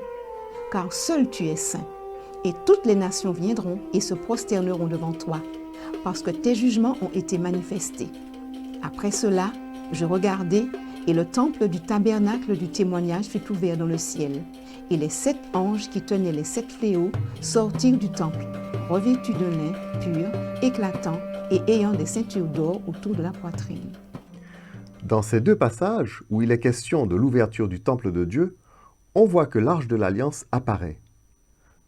Dans le deuxième passage, le tabernacle du témoignage est le coffre renfermant les tables de la loi, encore appelées tables du témoignage dans Exode chapitre 31, verset 18. C'est donc le Kippour qui est signalé. Il s'agit ici du Kippour des impénitents. Ces 2 passages nous signalent en effet que nous sommes à l'heure de la colère de Dieu. La porte de la grâce est donc fermée, et le Kippour de Christ, qui nous donne la paix, est à son terme. Les incrédules doivent maintenant payer eux-mêmes pour leurs propres fautes. En dehors de ces 2 événements de Kippour, décrits dans les Écritures, la Bible ne signale aucun autre châtiment expiatoire. Jésus en a subi un à notre place pour payer les fautes des repentants et leur épargner la mort éternelle, et les incrédules devront expier, payer leurs fautes eux-mêmes, mais sans avoir part à la vie éternelle, car le salaire du péché, c'est la mort. C'est grâce au Kippour opéré à la croix, à la mort et à la résurrection de Jésus, que toute justification peut avoir lieu, celle des repentants de tous les temps et celle du sanctuaire de Dieu au terme des 2300 soirs et matins. Dans la 3e partie de notre sujet, nous avons évoqué le fait que le grand mouvement de 1844 accomplissait la parabole des 10 vierges. Dans cette parabole, Jésus avait annoncé que la fausse alerte de la venue de l'époux serait suivie d'un assoupissement puis d'un sommeil. Nous avons vu également que les adventistes ont cru au cri de minuit simultanément, ne laissant place ni à l'assoupissement, ni au sommeil quasi général des 10 vierges annoncé dans la parabole. Dans cette parabole, l'assoupissement et le sommeil montrent que celles-ci ne veillent pas. Comme lorsqu'on dort, elles sont dans les ténèbres. Leur état est décrit dans la lettre à l'église de Sardes et dans la lettre à Laodicée au chapitre 3 de l'Apocalypse. Les églises dites chrétiennes de nos jours passent pour être vivantes tandis qu'elles sont plongées dans un sommeil de mort, comme dans la lettre à l'église de Sardes. D'autre part, elles sont décrites comme étant aveugles, c'est-à-dire ne possédant ni ne voyant la lumière, comme dans la lettre à Laodicée. Bien des gens attendent le réveil dans l'agitation, comme c'est le cas dans les églises représentant Sardes et Laodicée. L'une passe pour être vivante, tandis qu'elle est morte, l'autre se croit riche, tandis qu'elle est malheureuse, misérable, pauvre, aveugle et nue. Dans la parabole des 10 vierges, le véritable réveil est représenté par la lampe qui éclaire. Que représente donc cette lampe? L'apôtre Pierre nous renseigne là-dessus. Et nous tenons pour d'autant plus certaine la parole prophétique, à laquelle vous faites bien de prêter attention, comme à une lampe qui brille dans un lieu obscur, jusqu'à ce que le jour vienne apparaître et que l'étoile du matin se lève dans vos cœurs. Dans la Bible, la lampe représente la parole prophétique. C'est par les prophéties que Dieu dévoile ses plans à ses enfants et les guide. C'est par elle qu'il désigne qui est son épouse et qui est Babylone. C'est aussi par elle qu'il crédite ses serviteurs et dénonce ses ennemis. Le véritable réveil n'est pas authentifié par l'agitation, le spectacle, la notoriété, l'ancienneté ou la richesse d'une église, mais uniquement par son appel prophétique et son intelligence des temps et des faits décrits dans les prophéties. D'autre part, c'est seulement à son épouse qu'il a justifié que Dieu accorde la lumière de sa face, qui est le sceau de Dieu, et la révélation prophétique pour notre temps. Révélation qui concerne son élection et sa mission.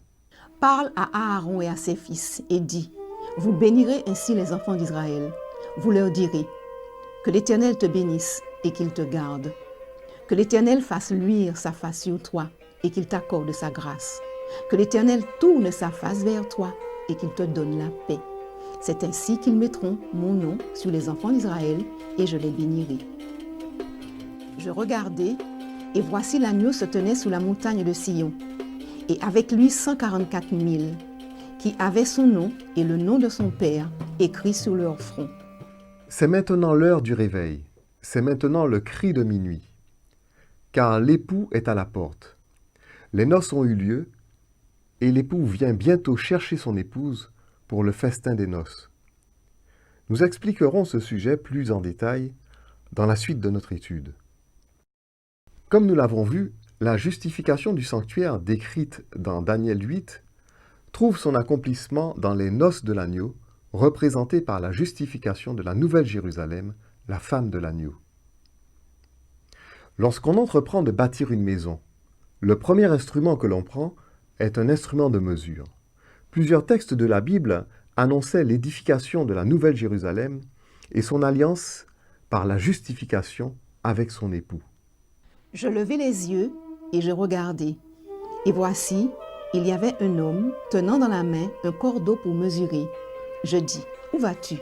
Et il me dit, je vais mesurer Jérusalem pour voir de quelle largeur et de quelle longueur elle doit être.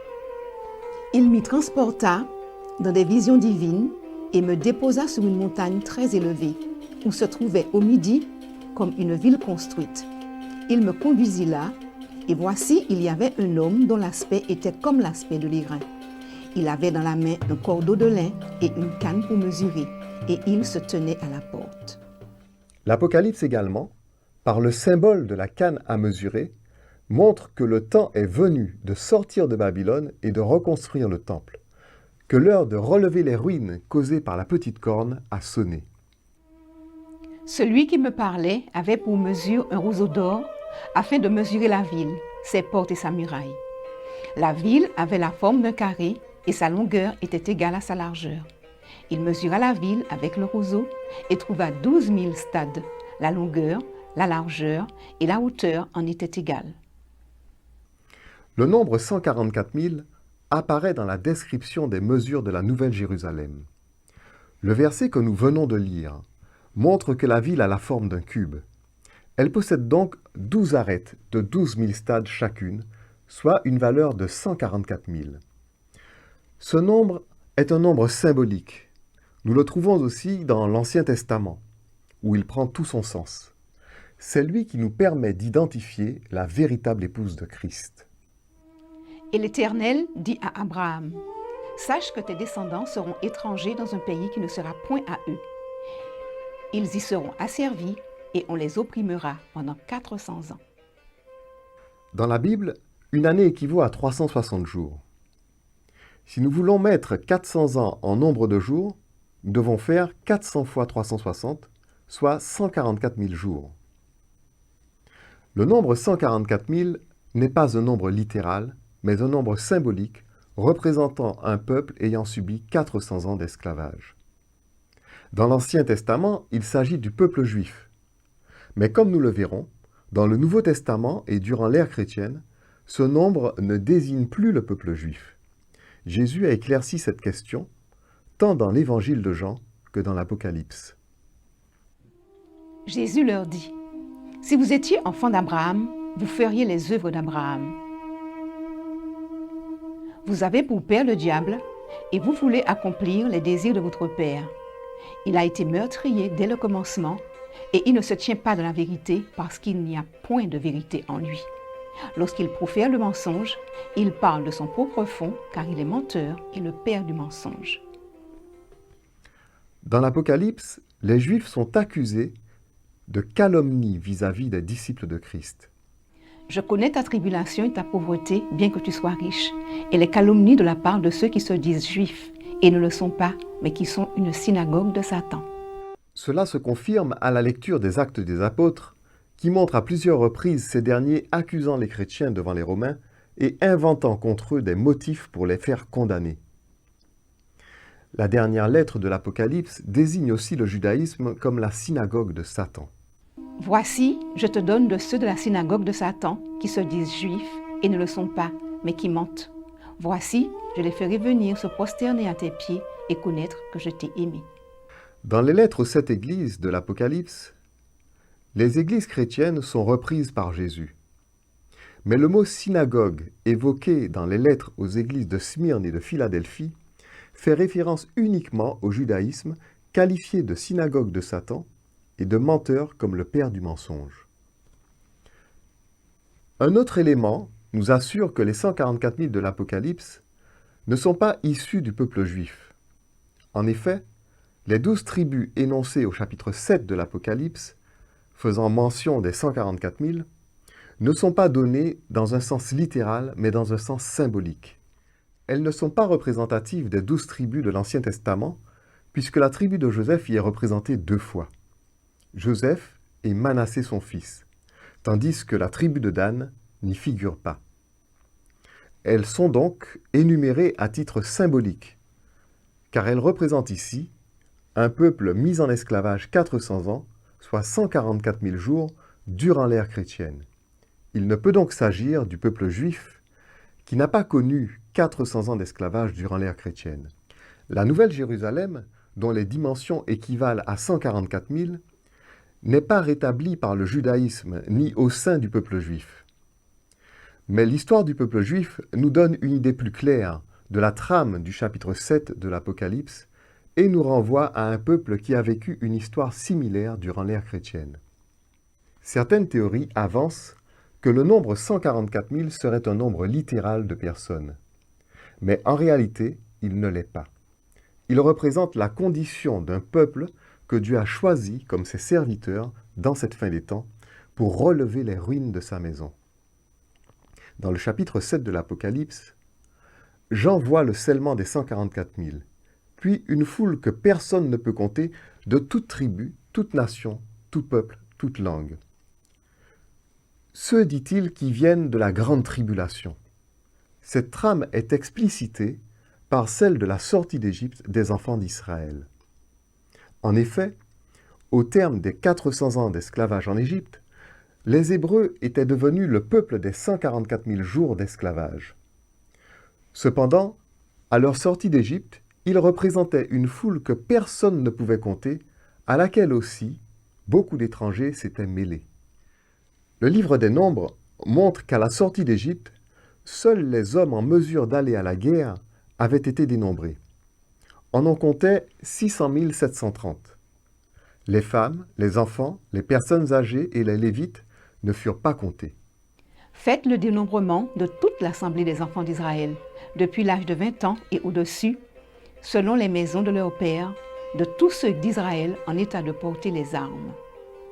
L'épouse est donc issue d'un peuple ayant subi 400 ans d'esclavage. En effet, dans le Cantique des Cantiques de Salomon, la Bible décrit l'épouse de l'agneau comme étant une femme noire qui a été mise en esclavage par ses frères.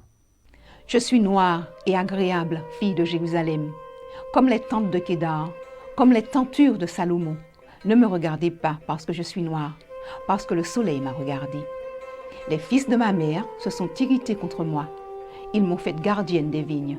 Ma vigne à moi, je ne l'ai pas gardée. C'est cette femme noire, mise en esclavage par ses frères, que le cantique de Salomon désigne comme l'épouse de celui qui règne sur le trône de David. Sortez, filles de Sion, regardez le roi Salomon, avec la couronne dont sa mère l'a couronné le jour de ses fiançailles, le jour de la joie de son cœur. L'Apocalypse aussi décrit l'épouse comme une femme noire en la comparant à une pierre de jaspe, une pierre de couleur brune. Puis, un des 7 anges qui tenaient les 7 coupes remplies des 7 derniers fléaux vint, et il m'adressa la parole en disant, « Viens, je te montrerai l'épouse, la femme de l'agneau. » Et il me transporta en esprit sur une grande et haute montagne. Et il me montra la ville sainte, Jérusalem, qui descendait du ciel auprès de Dieu, ayant la gloire de Dieu. Son éclat était semblable à celui d'une pierre très précieuse, d'une pierre de jaspe, transparente comme du cristal. L'histoire du peuple juif est une représentation théâtrale d'événements plus grands qui se sont produits durant l'ère chrétienne. En construisant le sanctuaire, Dieu avait dit à Moïse de faire tout d'après le modèle qui lui avait été montré sur la montagne. Le sanctuaire était donc une représentation temporaire du véritable tabernacle qui est dans les cieux. Il en était de même pour les agneaux, les animaux purs, ou pour les sacrificateurs selon l'ordre d'Aaron. Toutes ces choses étaient là en attendant l'arrivée des réalités qu'elles représentaient. Mais ce n'est pas tout. Durant l'ère chrétienne, un peuple a aussi été mis en esclavage 400 ans. C'est le peuple noir d'Afrique, déporté dans les navires marchands de l'Occident chrétien. Cela nous est révélé dans les chapitres 17 et 18 de l'Apocalypse, qui nous parlent du commerce de Babylone la Grande, des marchands de la terre et des rois de la terre qui lui sont associés. Dans l'Apocalypse, Babylone et les marchands de la terre sont accusés de vendre des corps et des âmes d'hommes parmi leurs marchandises. On sait que ce sont les Noirs qui étaient désignés par le Code noir comme des biens meubles et traités comme des marchandises. Et les marchands de la terre pleurent et sont dans le deuil à cause d'elles, parce que personne n'achète plus leur cargaison. Cargaison d'or, d'argent, de pierres précieuses, de perles, de fin lin, de pourpre, de soie, d'écarlate, de toute espèce de bois, de senteur, de toute espèce d'objet d'ivoire, de fine farine, de blé, de bœufs, de brebis, de chevaux, de chars, de corps et d'âmes d'hommes. Le chapitre décrivant le commerce de Babylone évoque également le commerce triangulaire qui a considérablement enrichi l'Occident chrétien. En effet, durant l'ère chrétienne, les seules nations qui se sont grandement enrichies grâce aux navires marchands sont celles du commerce triangulaire qui ont engendré la traite des Noirs.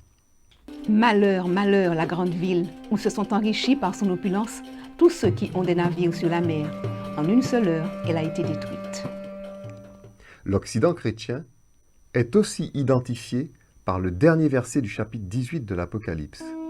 Et parce qu'on a trouvé chez elle le sang des prophètes et des saints, et de tous ceux qui ont été égorgés sur la terre. Nous avons vu dans les précédentes parties de notre sujet que la petite corne représentait l'impérialisme occidental de la Rome antique à nos jours. Ce verset de l'Apocalypse en est une illustration. En effet, le sang des saints et des prophètes a été versé par l'Empire romain qui a non seulement crucifié le Messie, mais a aussi exécuté Jean le Baptiste et mis à mort les apôtres et les disciples de Christ durant 3 siècles. L'Occident chrétien, qui en est le prolongement, a réussi l'exploit de coloniser la presque totalité du monde en versant le sang de nombreux peuples et en faisant disparaître de grandes civilisations pour s'emparer de leur territoire. On a trouvé chez elle le sang de tous ceux qui ont été égorgés sur la terre. Le parallèle existant entre la mise en scène prophétique jouée par le peuple juif dans l'Ancien Testament et l'histoire du peuple noir durant l'ère chrétienne est frappant. Dans le tableau qui suit, nous avons placé la pièce de théâtre prophétique en bas et la réalité qu'elle exprime en haut. Dans la réalité qui s'est accomplie durant l'ère chrétienne, agneaux et animaux purs ont été remplacés par Jésus-Christ, le véritable agneau. Signalons au passage qu'il était juif d'origine éthiopienne. Les sacrificateurs selon l'ordre d'Aaron ont été remplacés par Jésus-Christ, le véritable sacrificateur, souverain sacrificateur, selon l'ordre de Melchisédek. Le sanctuaire terrestre a été remplacé par le sanctuaire céleste.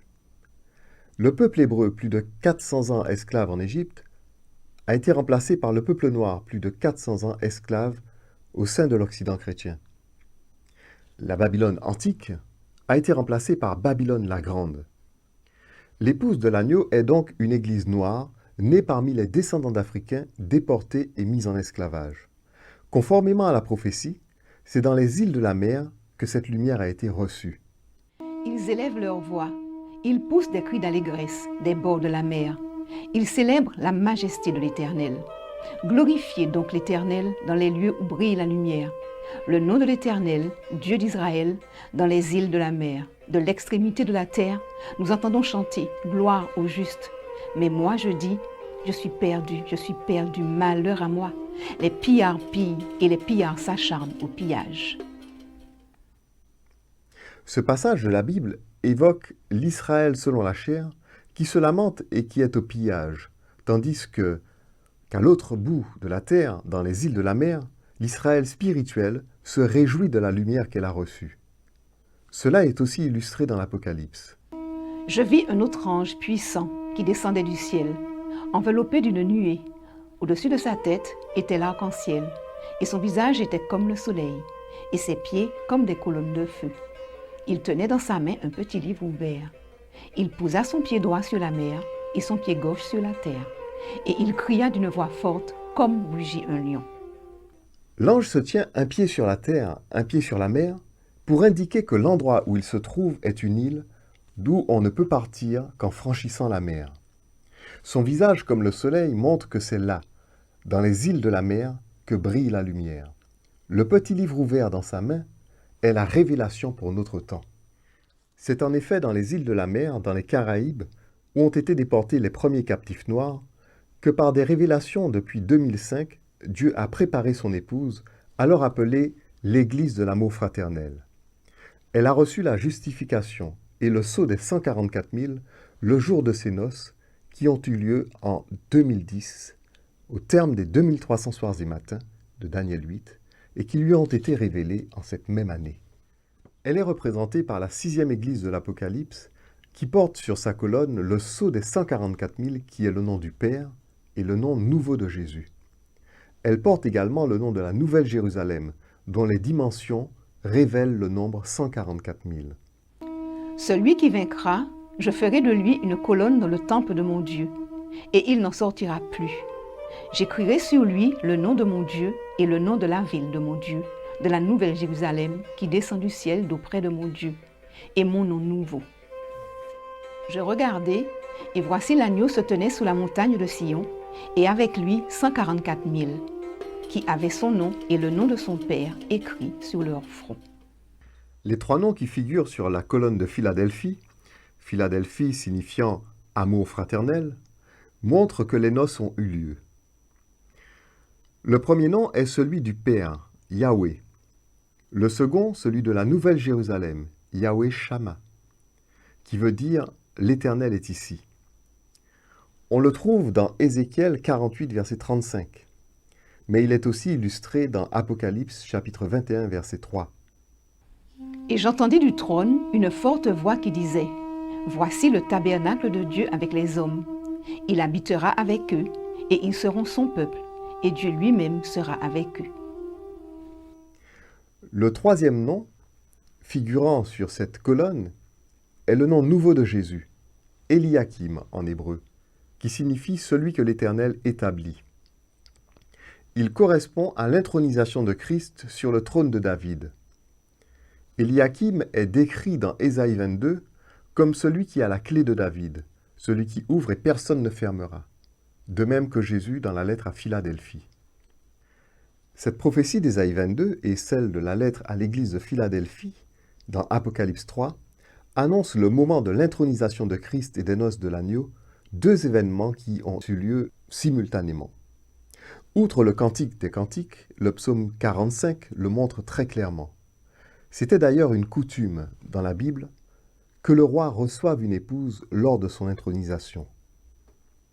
Ton trône, ô Dieu, est à toujours. Le sceptre de ton règne est un sceptre d'équité. Tu aimes la justice et tu hais la méchanceté. C'est pourquoi, ô Dieu, ton Dieu t'a oint d'une huile de joie par privilège sur tes collègues. La myrrhe, l'aloès et la casse parfument tous tes vêtements. Dans les palais d'ivoire, les instruments à cordes te réjouissent. Des filles de roi sont parmi tes bien-aimés. La reine est à ta droite, parée d'or d'Ophir. Écoute, ma fille, vois et prête l'oreille. Oublie ton peuple et la maison de ton père. Le roi porte ses désirs sur ta beauté. puisqu'il est ton Seigneur, rends-lui tes hommages. Et avec des présents, la fille de Tyr, les plus riches du peuple, rechercheront ta faveur. Paul nous dit dans l'Épître aux Romains, chapitre 8, verset 19, « Aussi la création attend-elle avec un ardent désir la révélation des fils de Dieu. » C'est cette révélation qui s'accomplit au terme des 2300 soirs et matins. Ainsi, la véritable Église de Dieu, l'épouse de l'agneau, la Nouvelle Jérusalem, est une Église née parmi les descendants d'Africains mis en esclavage dans les îles de la mer. Elle porte ici-bas le nom Église des 144 000, nom qu'elle a reçu par révélation lors de son appel. Bien que formant un faible reste, qui a peu de force, elle n'en reste pas moins l'épouse de Christ, et partage déjà le triomphe de son époux qui part en vainqueur et pour vaincre. Voici, parce que tu as peu de puissance et que tu as gardé ma parole et que tu n'as pas renié mon nom, j'ai mis devant toi une porte ouverte que personne ne peut fermer. L'Église des 144 000 proclame que son époux est sur le point de venir la chercher en vue du festin des noces et invite les vierges sages de toute nation, toute tribu, tout peuple et toute langue à marcher à la lumière des révélations prophétiques que Dieu lui a confiées pour préparer un peuple à sa rencontre. Cette étude est le témoignage de son appel prophétique. Et l'Esprit et l'épouse disent « Viens », et que celui qui entend dise « Viens », et que celui qui a soif vienne, que celui qui veut prenne de l'eau de la vie gratuitement.